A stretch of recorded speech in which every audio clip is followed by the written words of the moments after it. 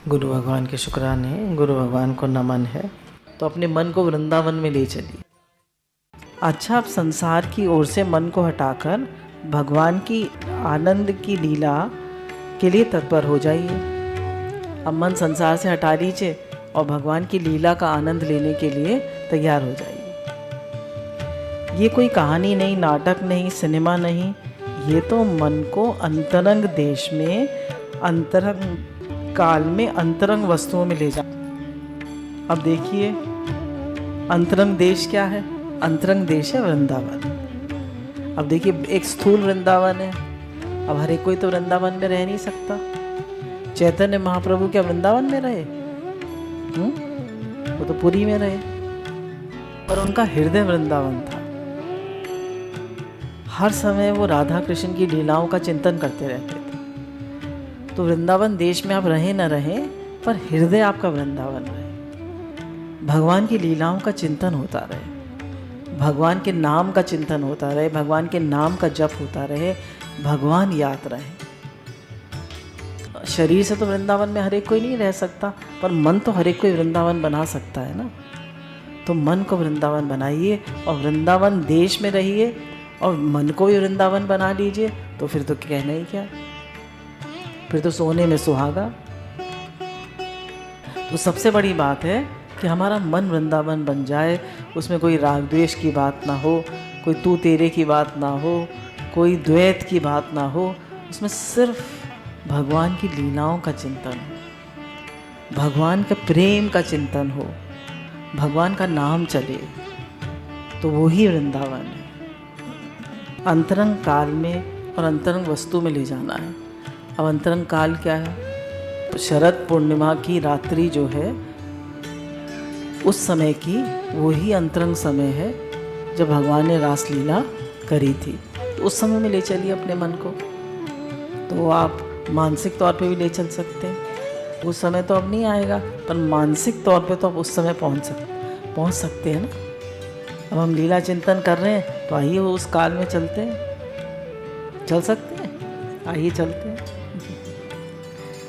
फिर बताया अंतरंग वस्तु में। अंतरंग वस्तु क्या है? अब उसमें ध्यान करो, ठुमक ठुमक कर पाद विन्यास करते हुए श्याम सुंदर मुरली मनोहर मंद मंद मुस्कुराते हुए गोपियों के साथ नृत्य कर रहे हैं। अब अपने छोटे से बाल गोपाल का चिंतन करिए, जो ठुमक ठुमक कर गोपियों के साथ नृत्य कर रहे हैं, ठुमक ठुमक के, और उनका मन लुभा रहे हैं। उनके घर में माखन चोरी कर रहे हैं, शैतानियाँ कर रहे हैं। अगर माखन वो ताले में बंद कर देती हैं और उन्हें माखन नहीं मिलता, तो उनके बछड़ों को खोलाते हैं उनके, और वो भी नहीं कर पाते हैं तो उनके बच्चों को चूटी काटाते हैं। मतलब उन्हें कुछ ना कुछ शैतानी ज़रूर करनी है। कन्हैया को शैतानी कुछ ना कुछ ज़रूर करनी है। गोपियों को दुखी करने के लिए नहीं, उनको आनंद देने के लिए। वो आनंद देते हैं, क्योंकि गोपियाँ जब रोज़ रात में दूध जमाती हैं तो यही कहती हैं, कन्हैया हमारा खूब अच्छा मक्खन निकले और कन्हैया आए और भोग लगा के जाए। वो रोज़ यही संकल्प करके सोती है। तो कह रहे हैं, बाह्य देश को छोड़कर अंतर देश में, बाह्य काल को छोड़कर अंतर काल में, और बाह्य व्यक्ति को छोड़कर अंतर व्यक्ति में प्रवेश करता है। अब अपने मन को बाहरी हर वस्तु से ले जाकर अंतर्मुखी हो जाइए। आपका हृदय वृंदावन हो, उस काल में पहुंच जाइए और कन्हैया के साथ पहुंच जाइए। आपके हृदय में ठुमक ठुमक करके कन्हैया जो है वो नृत्य कर रहे हैं। ये रासलीला तो महाराज बाहर की वस्तुओं की वासना को घटाने के लिए है। रासलीला किस लिए है? कि जो हमारा मन बाहर की वस्तुओं का चिंतन करता रहता है, घर वालों का, बच्चों का, पैसे का, इसका, शादी का, ब्याह का, बेटे का, बेटी का, उस सब से मन को हटा लीजिए। क्योंकि देखिए, साथ देने वाला कोई नहीं है, साथ चलने वाला कोई नहीं है। साथ चलने वाले तो कन्हैया ही है। हर दुख से, हर परेशानी से वो ही उबारते हैं। घर वालों को अब कितनी परेशानी बताइए, डॉक्टर को दिखा देंगे, दवाई दिलवा देंगे, पर परेशानी दूर करने वाले तो कन्हैया ही है ना। हम लोगों ने ब्रह्मा जी की स्तुति में पढ़ा था ना कि जीने का क्या तरीका है। का जीने का तरीका यही है कि भगवान की कृपा का हर समय अनुभव करते रहो। हर समय भगवान की कृपा का अनुभव करो और हर कर्म भगवान को समर्पित करते जाओ। हर समय भगवान की कृपा, कितनी कृपा करते हैं करेंगे, कितनी कृपा है। दुख भी देते हैं तो भी कृपा है, सुख भी देते हैं तो भी कृपा है, दुख भी कृपा है। दुख कैसे कृपा है? अगर दुख नहीं देंगे तो भगवान कहाँ याद आएंगे? नहीं याद आएंगे। और भीतर जो प्रभु हैं उनके साथ जोड़ने वाली है। तो कह रहे हैं रासलीला जो है वो बाहर से हटाकर अंदर ले जाने वाली है, अंतर्मुखी करने वाली है और प्रभु के साथ जोड़ने वाली है। ये रासलीला, ये आनंद लीला अनजाने में ही संसार से वैराग कराने वाली है। कह रहे संसार से वैराग करा देती है, हमें पता नहीं चलता। संसार से वैराग क्या है? कि हमारा पूरा मन भगवान में लग जाए, राधा रानी में लग जाए, कन्हैया में लग जाए। यही असली वैराग है। ये छोड़ा वो छोड़ा, ठीक है। जब भगवान से प्रेम होता है तो सब छूट जाता है। जैसे लड़की का जब पति से प्रेम होता है तो मैका छूट जाता है ना, तो छोड़ना पड़ता है, छूट जाता है। ऐसे कन्हैया के प्रेम में संसार छूट जाता है। जैसे राधा रानी को सब लांछन लगाते हैं कि अरे शादी तो हुई है इसकी कहीं और घूमती फिरती है कन्हैया के साथ। अभिमन्यु गोप से उनकी शादी हुई थी ना, और घूमती थी वो कन्हैया के साथ, क्योंकि उनका संबंध तो कन्हैया से ही था। ऐसे दिखाया गया है शास्त्रों में। वैसे इनका विवाह तो ब्रह्मा जी ने पहले ही करा दिया था कन्हैया से। तो कोई कुछ भी कहता था, उन्हें असर नहीं होता। राधा रानी को उन्हें कुछ बुरा भी नहीं लगता था। क्यों? क्योंकि उनका मन तो कन्हैया में लगा हुआ था ना। तो जिसका मन कन्हैया में लगा रहता है उसे संसार की बातों से वैराग आ जाता है, उसको संसार की बातों का असर नहीं होता। तो कहता है मेरा तो ध्यान भगवान की तरफ, तुम्हें जो कहना है, जो तुम्हें करना है करो। जगत रूठे तो रूठन थे, मुझे है काम ईश्वर से। अब कह रहे हैं वैराग आ जाए, पता न चले कि भगवान से प्रेम कब हुआ और प्रेम आ जाए। ये लीला के श्रवण की, लीला के दर्शन की अद्भुत शक्ति है। पता ही न चले कि कब हमें कन्हैया से प्रेम हो गया और वैराग आ जाए। कहने लीला की अद्भुत शक्ति है। पर अब कोई भीतर जाना चाहे तब ना। अब कह रहे कोई भीतर जाना चाहे तब ना। देखिए जब तक संसार में हम मन को लगाए रहते हैं तब तक सुख और दुख दोनों मिलते हैं। कभी जर्रे सुखी जर्रे दुखी, यही चलता रहता है। यही संसार का नियम है। मन की हो गई तो सुख, मन की नहीं हुई तो दुख। पर भगवान ने मन लग गया एक बार, मन अंतर्मुखी हो गया, कन्हैया के साथ लग गया, राधा रानी के साथ लग गया, भगवान की लीलाओं में लग गया, तो कह रहे हर समय आनंद। बाहर से भले ही आपकी सब सेवा होगी पर मन आपका भगवान के साथ रहेगा।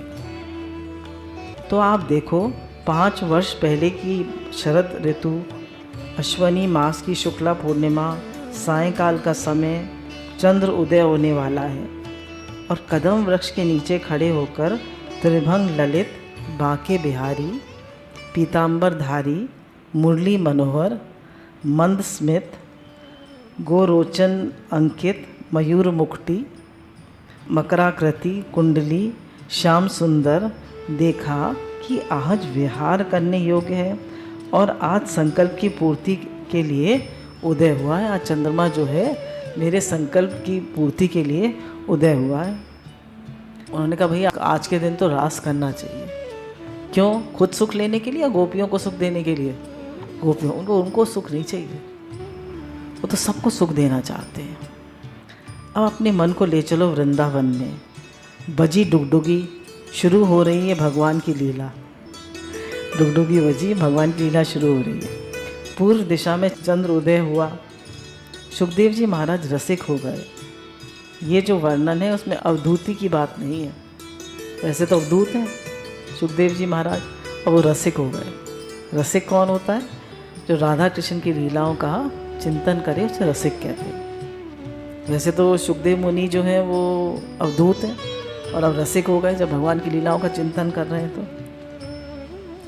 क्या कि चंद्रमा ने उदय होकर पहला ये काम किया कि अपने शीतल शांतिदायक करों का अर्थ है किरणों से, अपनी शांतिदायक रश्मियों से, किरणों में अनुराग का रंग भर प्राची दिशा से अर्थात पूर्व दिशा का जो मुख है उसको लाल लाल कर दिया। पूर्व दिशा को चंद्रमा ने लाल लाल कर दिया, माने रास का प्रसंग शुरू हो रहा है। देखो है तो शरद ऋतु, वर्णन किया है चंद्रमा प्राची दिशा के साथ होली खेल रहा है। प्राची कहते हैं वेस्ट को। अब पूर्व दिशा में चंद्रोदय होता है, लाली छा जाती है, लेकिन इसी बात को कहते हैं चंद्रमा ने पूर्व दिशा के मुंह पर लाली लगा दी। ये उत्प्रेक्षा है, इसको सही मत मानना, मत कहने ये उपमा दी जाती है। तो चंद्रमा ने पूर्व दिशा के मुख पर रंग लगा दिया। अब इसी तरह कहने एक और अलंकार यूज़ करते हैं, जैसे कि हे प्रिय, तुम्हारे मुख का सौंदर्य में देखकर, तुम्हारे मुख की सुंदरता देख के चंद्रमा लज्जित हो गया। तो चंद्रमा अब कहने लगा भैया मैं धरती पे तो रह नहीं सकता क्योंकि तुम इतनी सुंदर हो, तो भाग कर वो आसमान में चला गया तुम्हारी सुंदरता से शर्मा के। चांद से मुखड़ा देते ना, तुम्हारा मुखड़ा तो चांद से भी सुंदर है। जैसे राधा रानी ने एक बार पूछा कि मेरो मुख नीको कि तेरो मुख नीको, तो राधा रानी ने कहा कि भाई मेरा मुख तो ऐसा है जैसे अंधियारी रात में चांद। तो अब उन्होंने पूछा मैं कैसा हूँ, तो राधा रानी ने कहा जैसे अंधियारी रात। अब कन्हैया क्या कहते, उन्हें तो अंधियारी रात बता दिया कन्हैया को, तो अपने को चांद बता दिया। तो फिर कन्हैया कुछ मुस्कुराया और बोले अंधियारी रात में ही चांद सुंदर लगता है। तो ये कितना प्रेम है कन्हैया का, वो चिड़े थोड़ी ना, वो तो और खुश हो गए। उन्होंने कहा अंधियारी रात में ही चांद सुंदर लगता है। तो आकाश चंद्रमा क्या किसी की सुंदरता से शर्मा कर गया? कहा नहीं, पर जब उत्प्रेक्षा की जाती है तो ऐसी चीज़ आती है। कहते जब उत्प्रेक्षा की जाती है, उपमा दी जाती है, तो ऐसे ही कहा जाता है। रासलीला का दिन ऐसा ही हुआ। उस दिन तो चंद्रमा सावधान रहना चाहिए था। बोले सावधान ही था, कैसे कि चंद्रमा ने सोचा कि कृष्ण को आज गोपियों के साथ रास करना है और हमें अपनी आह्लादनी किरणों के द्वारा उनकी रास मंडल में सेवा करनी है। तो कहीं चंद्रमा को देख के श्री कृष्ण सकुचा ना जाए। क्यों? चंद्रवंश में उत्पन्न हुए ना, तो चंद्रमा जो है वो उनके बड़े हैं, उनके बुजुर्ग हैं। तो चंद्रमा ये ना करें कि भैया ये ऐसा काम कैसे कर रहा है। चंद्रमा ने सोचा क्या करें, तो कृष्ण सकुचा ना जाएं, अपने वंश आदि के पुरुष के सामने हम रास कैसे करें। इस संकोच को दूर करने के लिए स्वयं चंद्रमा ने मंगलाचरण किया कि अरे बाबा जो तुम करने जा रहे हो हम भी करते हैं। इसके लिए चंद्रमा ने अपनी पत्नी प्राची के मुख पर अनुराग का रंग लगाकर श्रृंगार का सूत्रपात किया, शुरुआत कर दी श्रृंगार। जब बड़े बूढ़े अपने बच्चों के सामने हंसने लगते हैं तो उन्हें भी छूट मिल जाती है। बच्चा शैतानी करे और उसको डांटने के बजाय बड़े लोग हंसने लगे तो उसको क्या मिलता है? छूट मिल जाती है, वो और शैतानी करने लगता है।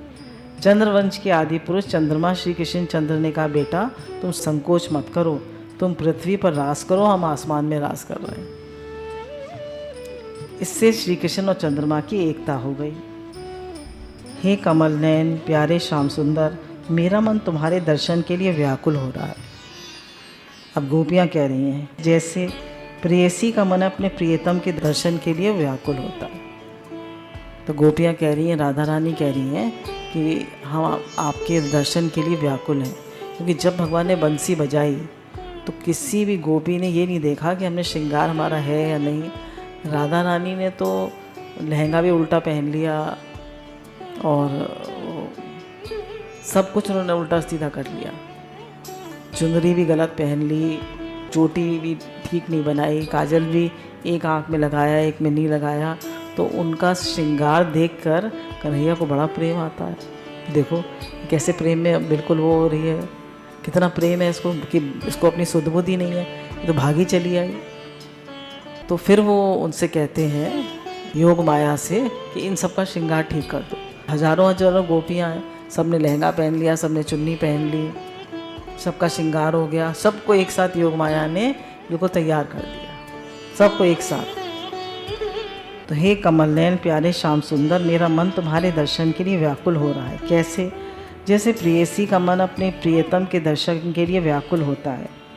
बहुत दिन से परदेश गया प्रियतम और प्रेयसी के लिए व्याकुल, और उसका रोम रोम चाहता है प्यारे का दर्शन होवे। बिना चाह के, बिना व्याकुलता के प्यारे का दर्शन नहीं होता।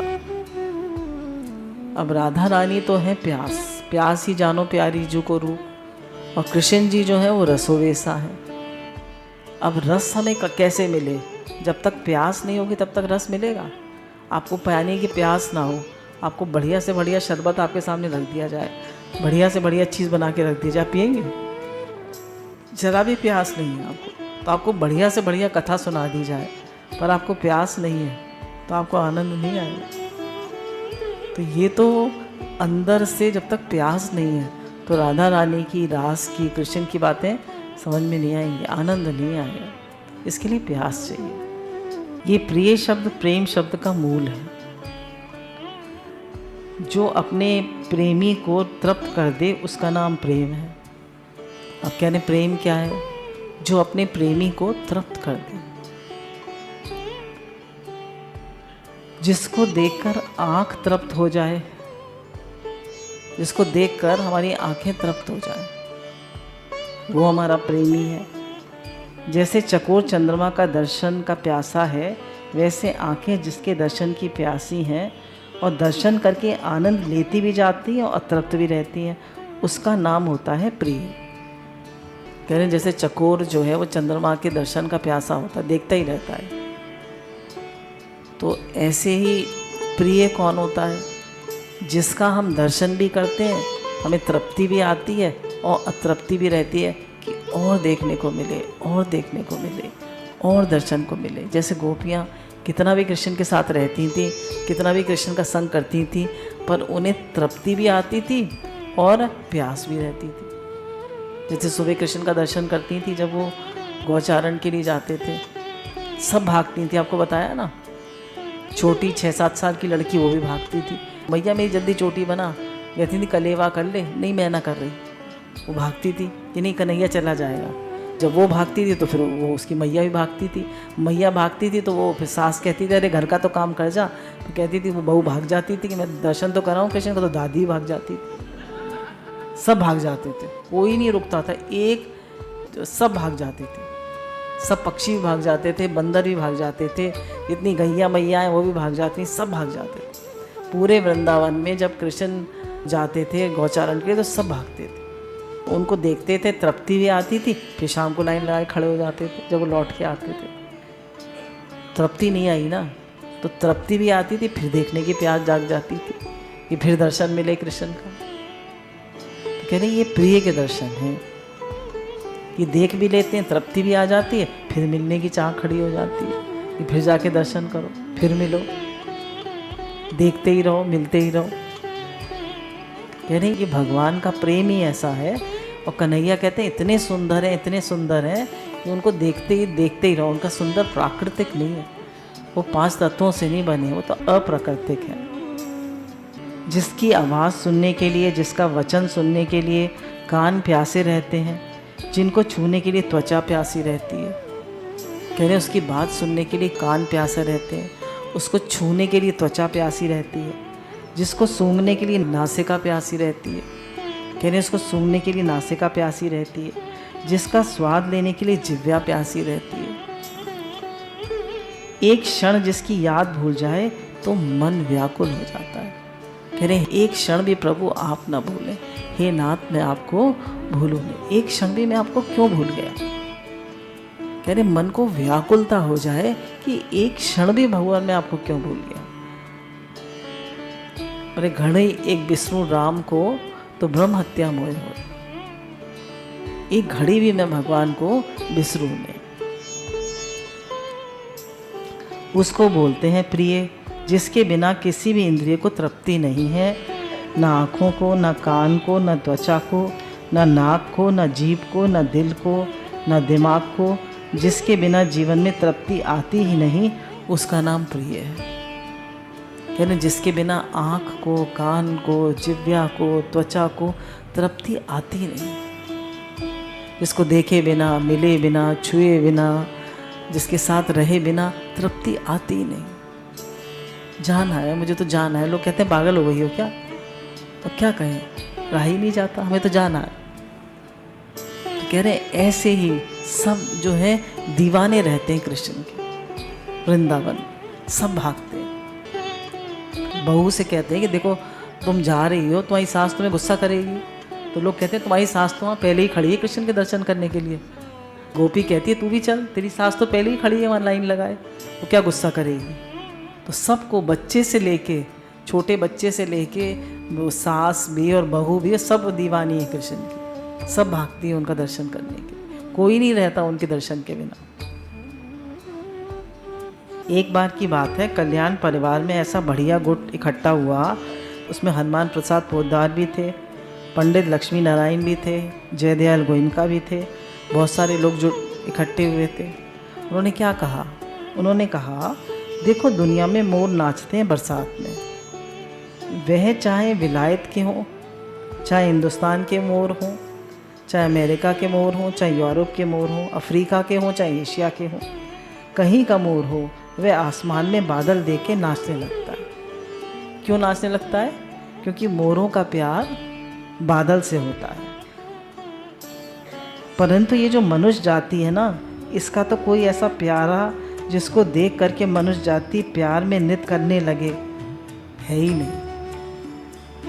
भले मनुष्य जाति देखा तो कोई ऐसा प्यारा है ही नहीं जिसको देख करके हमेशा, देखिए प्रेम होता है जो हमेशा रहे।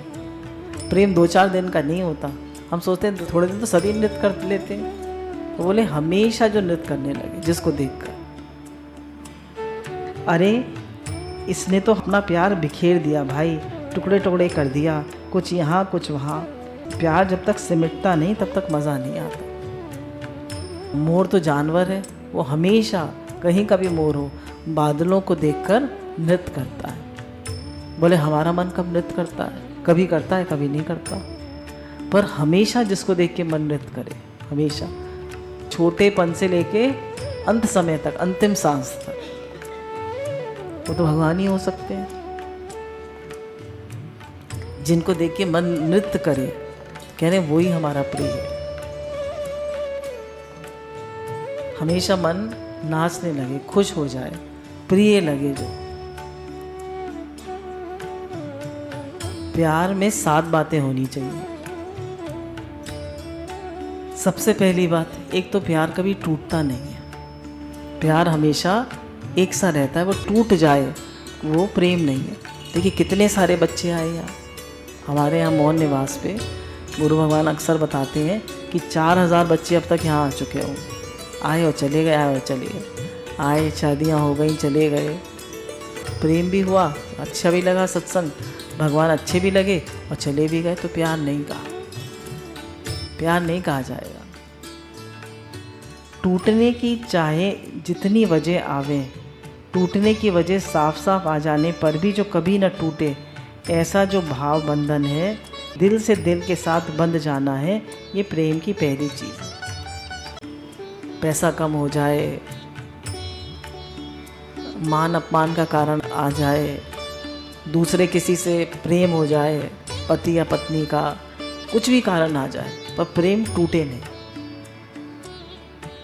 कोई भी कारण आ जाए, अगर टूट गया तो वो प्रेम नहीं था, वो तो खाली एडजस्टमेंट था। अच्छा अगर देखिए प्रेम होगा तो अगला व्यक्ति सॉरी कह देगा, उससे रहा ही नहीं जाएगा। जिससे गलती हो गई है तो वो कह देगा। जैसे पिक्चर आई थी ना कोरा कागज़, तो वो पूछती है कि सारी गलती मेरी ही थी, तो कहता है नहीं, थोड़ी मेरी थी, थोड़ी तुम्हारी थी। खैर फिर मिल जाते हैं। तो कह रहे प्रेम वो है जो कभी टूटता ही नहीं। थोड़ी बहुत नोक झोंक हो जाए, वो तो गोपियों की भी हो जाती थी, राधा रानी और कन्हैया की भी हो जाती थी, पर टूटता नहीं है कभी प्रेम। कह रहे टूटने की वजह आने पे भी, साफ साफ आ जाने पर भी कभी ना टूटे, ऐसा जो भाव बंधन है, दिल का दिल के साथ बंध जाना, ये प्रेम की पहली चीज़ है। टूटना हो तो प्रेम काहे का? कह रहे टूट गया तो प्रेम काहे का? ये तो कोई प्रेम ही नहीं था। दूसरी बात प्रेम में ये होती है कि एक बार प्रेम आया तो उसने हथेली ठोकी और दूसरी बार आया तो चकोटी काट ली। तो एक बार तो अच्छा लगा, दूसरी बार कष्ट लगा। तो बोले प्रेमी कौन, जिसने चकोटी काटी तकलीफ दी या प्यार दिया, प्यार किया वो? तो कह रहे उसकी क्रिया पे नज़र नहीं है, उसकी नज़र प्रियतम पे। तो प्रेमी की नज़र क्रिया पे नहीं होती है, चाहे डांटे, चाहे मारे, चाहे प्यार करे, है ना। उसकी नज़र प्रियतम पे होती है, उसकी नज़र क्रिया पे नहीं होती। और हमारी नज़र किस पे होती है? प्रियतम पे होती है, क्रिया पे होती है, हैं? क्रिया पे होती है, हमेशा क्रिया पे होती है। हमें डांट दिया, हमें मार दिया, हमें ऐसे कर दिया, हमें ऐसे धक्का कर दिया, हमेशा क्रिया पे नज़र होती है। तो क्रिया पे नज़र नहीं होती है, प्रियतम पे नज़र होती है। अगर हमारी क्रिया पे दृष्टि है तो अभी हमने प्रेम को जाना ही नहीं। जब भी हमें प्रेम में कोई परेशानी लगती है तो वो सब अहंकार है। हमारा अहंकार ही हमें प्रेम नहीं करने देता है। प्रेम तो सबके दिल में होता है। गुरु भगवान के अनंत अनंत शुक्राना।